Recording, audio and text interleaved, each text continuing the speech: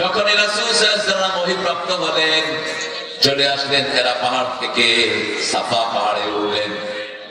উঠে দাওয়াত দিলেন, ইয়া সাবাহা, শুভ প্রভাত। মক্কার রীতি অনুযায়ী কোন নিয়ম যদি সমাজে থাকে ইসলাম বিরোধী নয়, সেই নিয়ম মানতে হয়। তিনি ইয়া সাবাহা বলে বললেন, হে লোকেরা শোনো, আমার পিছনে আমি যদি বলি শত্রু অপেক্ষা করছে, আতুসাদ্দিকুনি, তোমরা কি আমাকে বিশ্বাস করো নাকি? সবাই বলল আনতাল আমিন আনতাস সুদুক, আপনাকে বহু আগে থেকেই বিশ্বাস করি, আপনি কোনদিন মিথ্যা কথা বলেন নাই, আজকেও বিশ্বাস করি। তিনি বলছেন, আমার কাছে হেরা পাহাড়ে একজন ফেরেশতা এসেছে,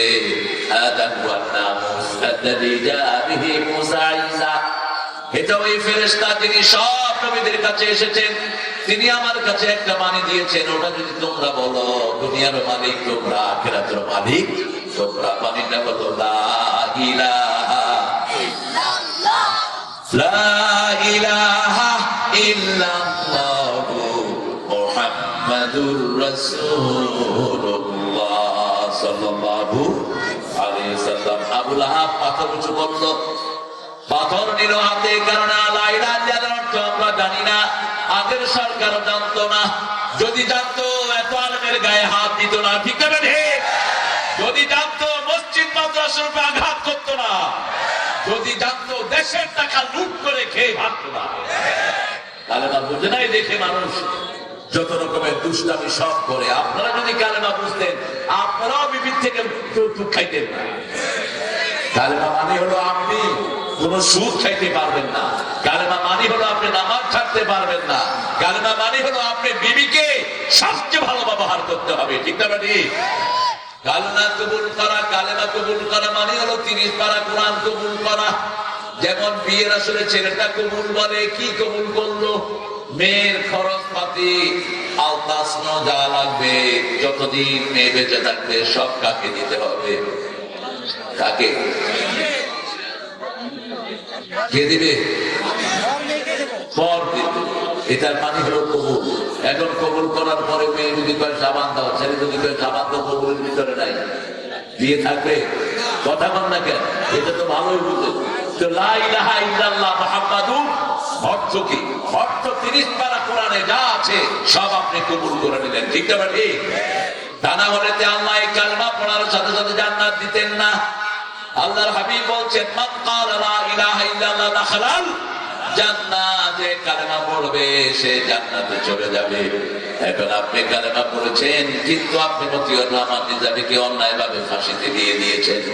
সমন্বয়ের 1500 ছেলেকে আপনি হত্যা করেছেন, কালেমা থাকবে তো? কথা বল না কেন? আপনি দেখেন লক্ষ কোটি হাজার কোটি টাকা চুরি করেছেন, ঠিক না? ঠিক। কিভাবে কালেমা থাকবে?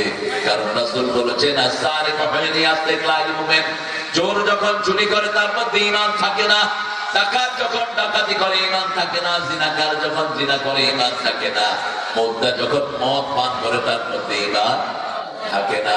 2 সন্তানকে বিয়ে করিয়েছেন, কিন্তু রাসূলের ছেলে যখন বিদায় হলো, এই কাসেম বিদায়ের কারণে রাসূল পুত্র সতী বিহব্বত, এই সময় পাশের দেয়াল থেকে আবু লাহাব লাফাচ্ছে আর বলছে, বাতারা মুহাম্মদ, বাতারা মুহাম্মদ, বাতারা মুহাম্মদ।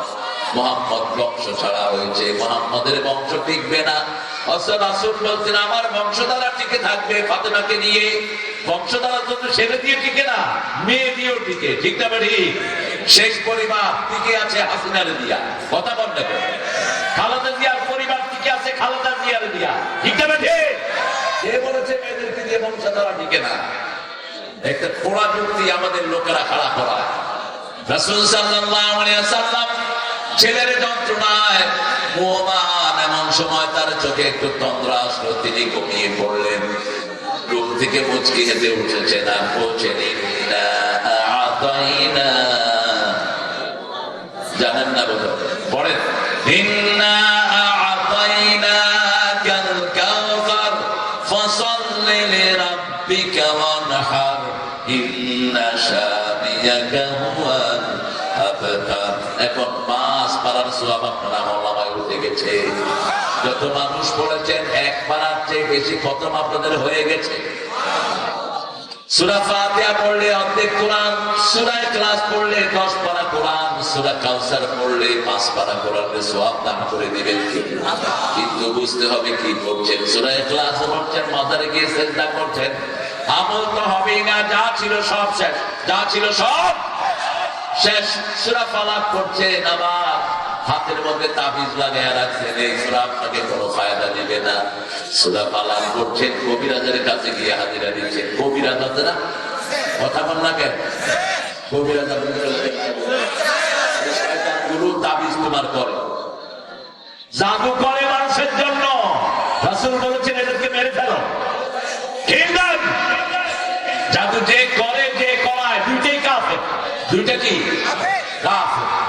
প্রতিদিন রাসূল পড়তেন সূরা বাকারা।